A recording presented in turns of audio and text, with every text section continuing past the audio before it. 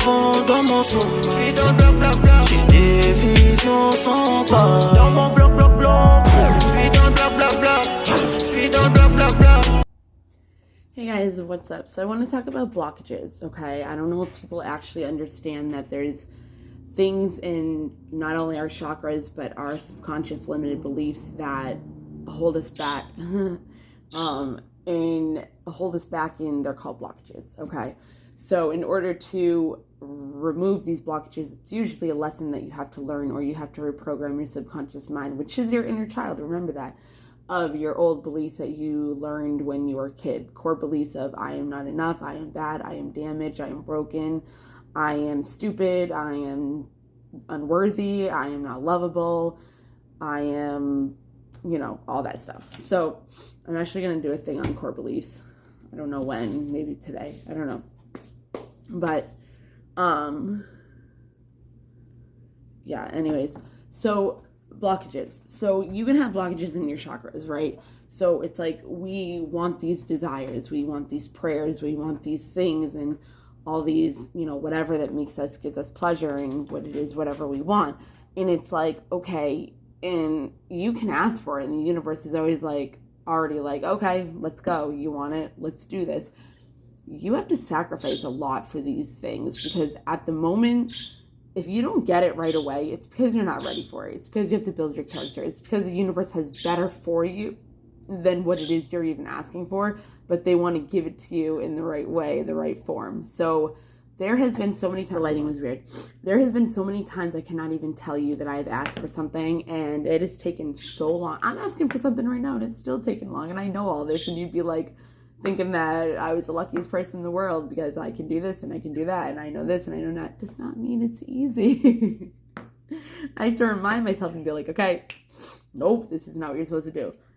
Blockages are kind of like lessons, okay? We're supposed to learn these lessons in life.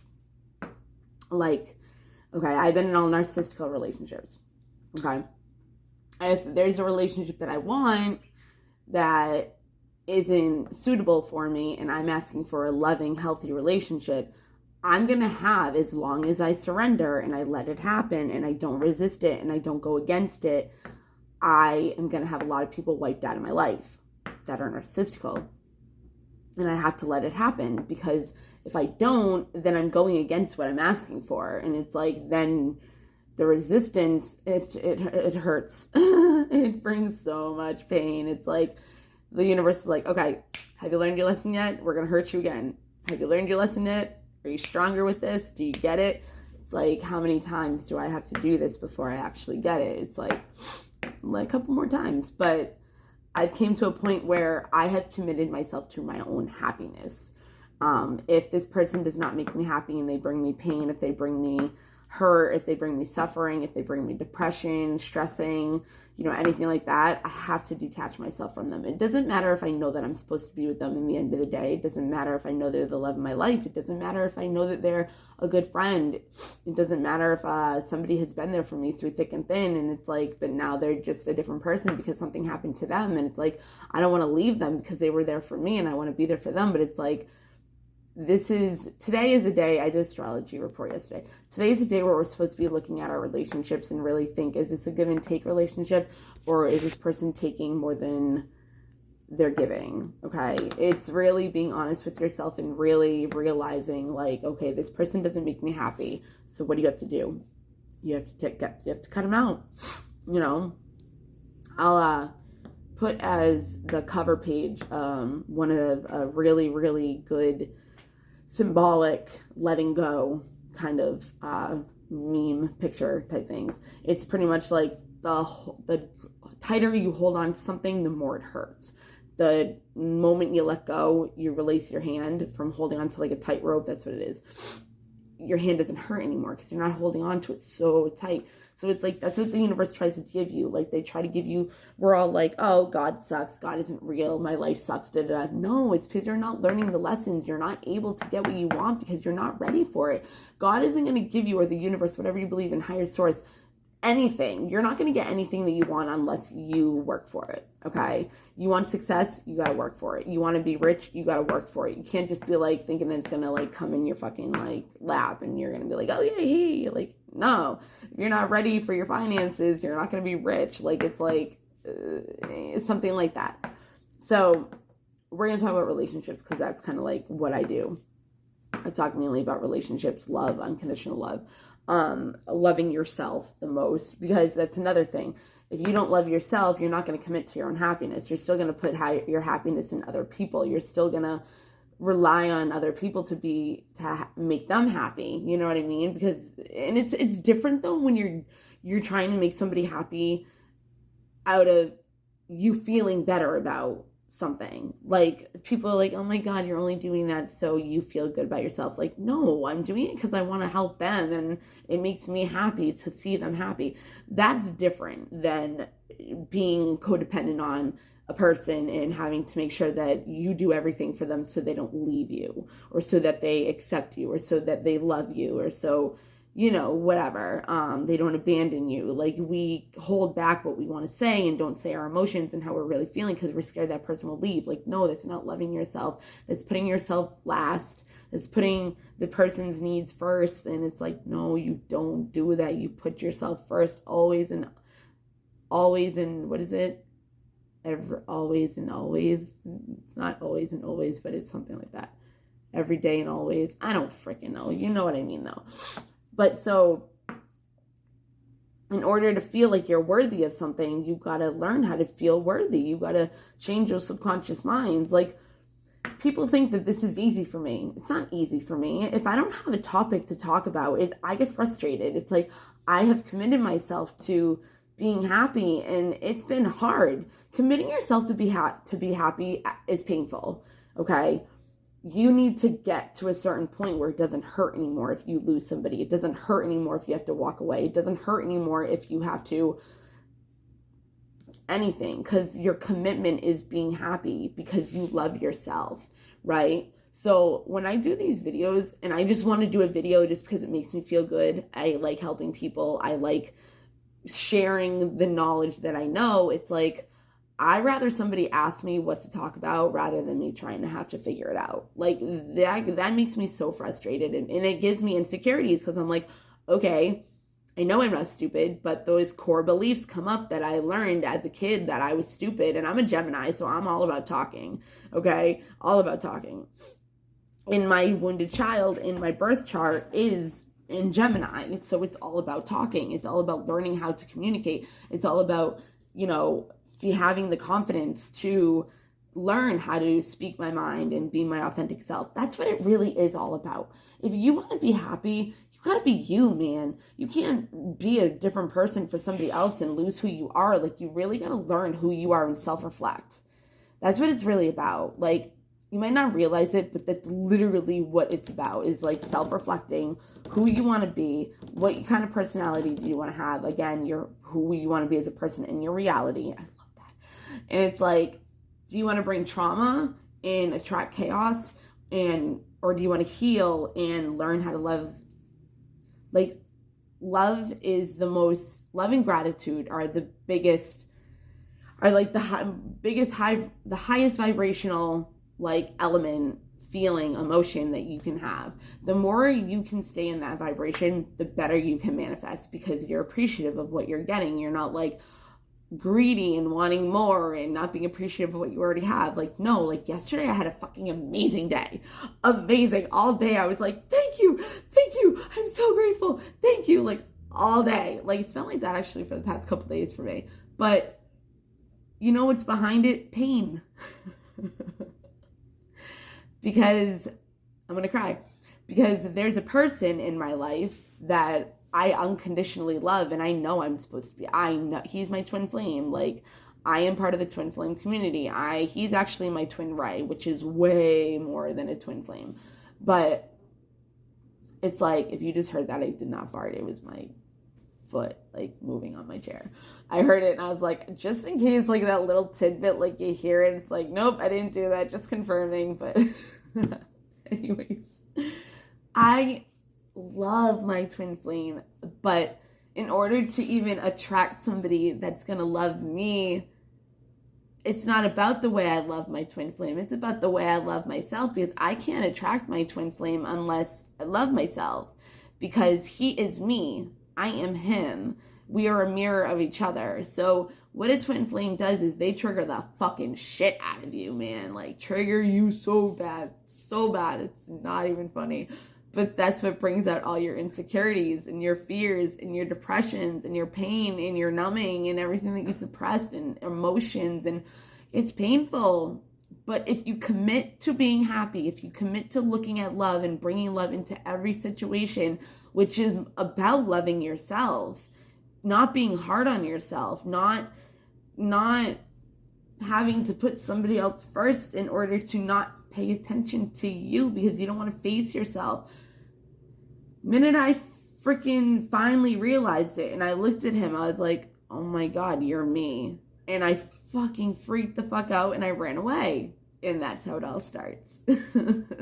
Yay. It's been 2 years. But blockages.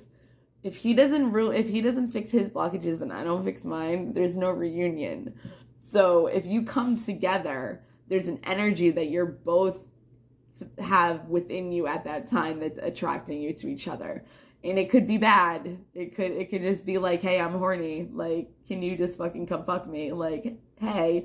And then the next day you don't hear from them and you're like, you get mad. And, and it's like, you want them to communicate. You're delaying the communication from being so stuck on them not. That's the resistance. You're focused on what you don't have and not what you do. So it's like, okay, they're not talking to me.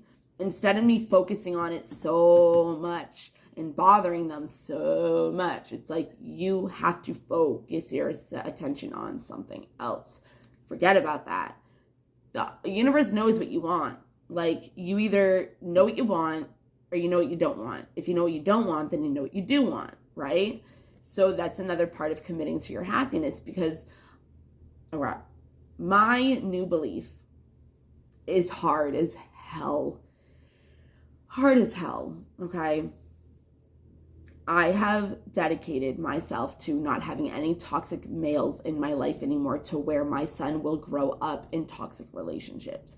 I want him to see his mother being treated like a queen. I want him to see his mother not being abused. I want him to not see his mother crying hysterically in a pillow over a man like that hurt them, that doesn't give a fuck about me. You know what I mean? Like, I don't want my child to have a bad role. He doesn't even have a male role model in his life. Like, he does, but it's his grandfather, who's not really even a real grandfather. But he's probably the biggest male influence that he has in his life since he was born. And it's my mom's ex-boyfriend. Like, they're not even together. But, like, because he loves him so much, he's stayed in his life. I think it also has to do with him being around my mom. But he does it for Dawson. You know what I mean? Like, him and my mom are, like, he's in his 60s and, like, pushing 70. And, like, my mom's pushing 60. And they play for 2 hours in the beating sun with him, like, outside playing soccer. Like, they do more than anybody else does besides me.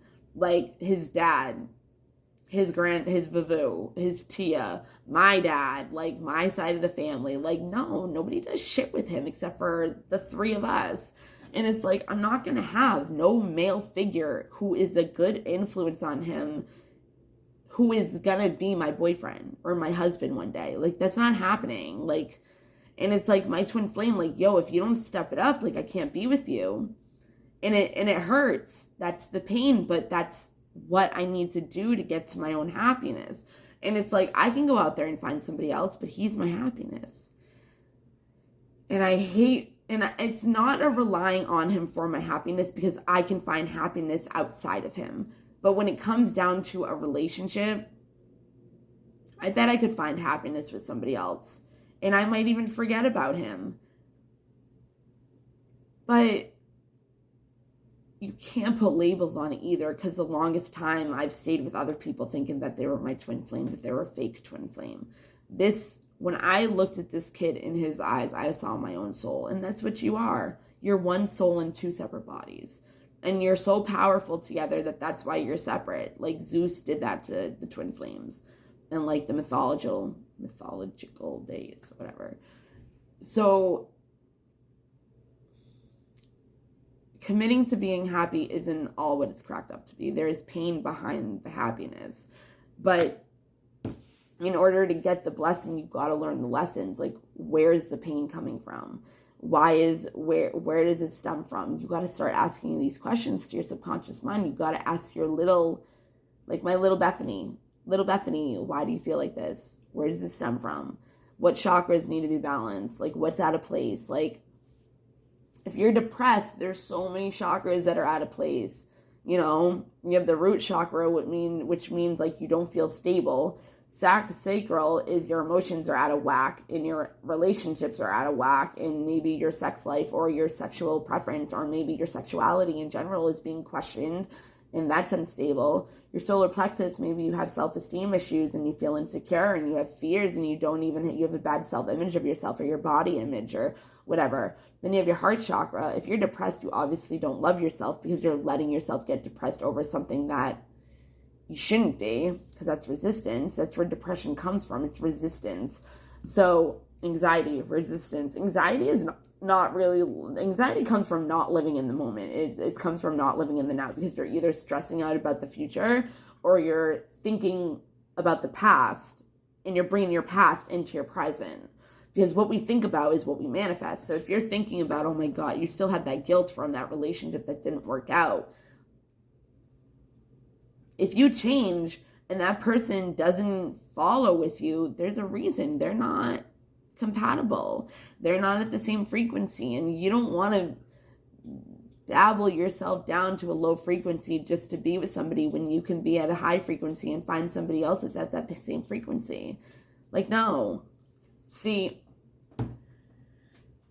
you can have people that wear masks, but you know that they're the one. You can have people that wear masks and deceive themselves because they're saying to themselves, or you can too, you know, I don't like this person. I'm happy without them. I can do it without them. Like, can you though? Like, you know, and I'm not saying to rely on them for that. I'm just saying, like, people can deceive themselves and lie to themselves. And that's resistance. And a lot of shit is going to happen. A lot of shit. But, your heart chakra, you're not paying attention to your own happiness. Your throat chakra, you're not speaking your mind. You're not speaking about your emotions. You're keeping it all inside. You're not talking about how you feel about whatever it is that you're depressed about, you know? Your penile, it needs to be decalcified. Stop having fluoride. It's like the main thing. Fluoride decalcifies your intuition so badly. So like toothpaste, water, tap water, like anything like that. Anything that they put fluoride pills, Swish, if you do Swish in school, I don't allow my kid to do that. My fluoride pills when I was a kid, my teeth are stained from taking fluoride pills. So good luck with that. That sucks. And that's the thing, like, I had no control. I couldn't say no. And even if I did say no, they'd be like, no, it's good for you. You have to take it. Bitch, look at my teeth fucking years later. Just like my orthodontist, after 4 years of having braces, said that, that thing back there, like the retainer, like the little bar. Oh, no, your teeth won't move. Pretty sure they fucking move, bitch-ass hoes. Sorry. But, point being, you can't ask for something and not change.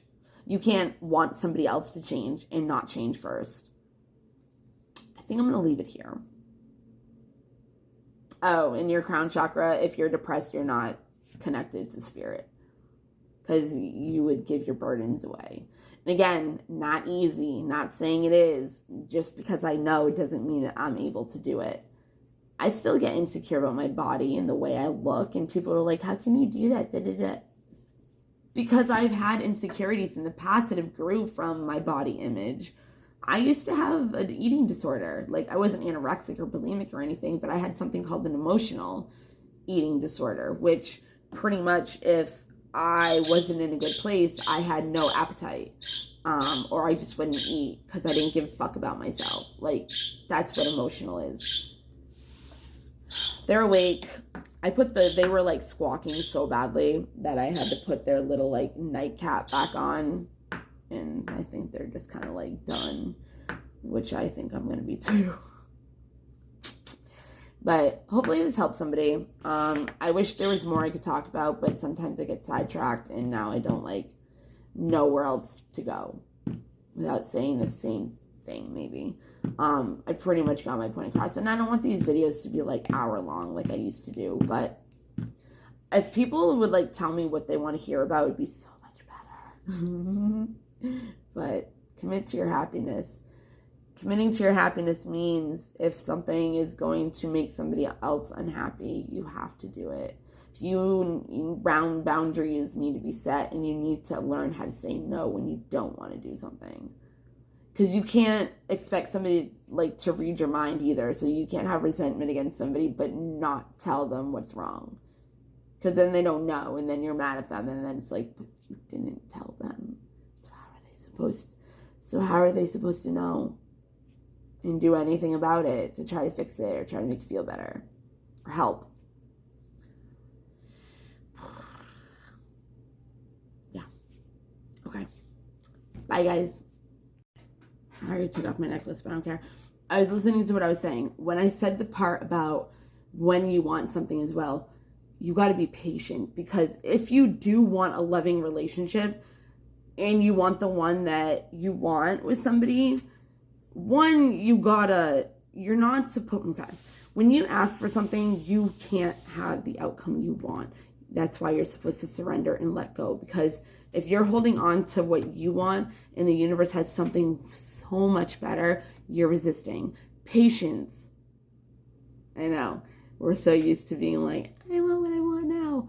You got to be patient, especially if you're working with a twin flame, because they might not be ready. But the more you heal, the more they will get ready and be ready for you. So patience is a huge thing as well. Just want to put that out there. Okay. Bye, guys.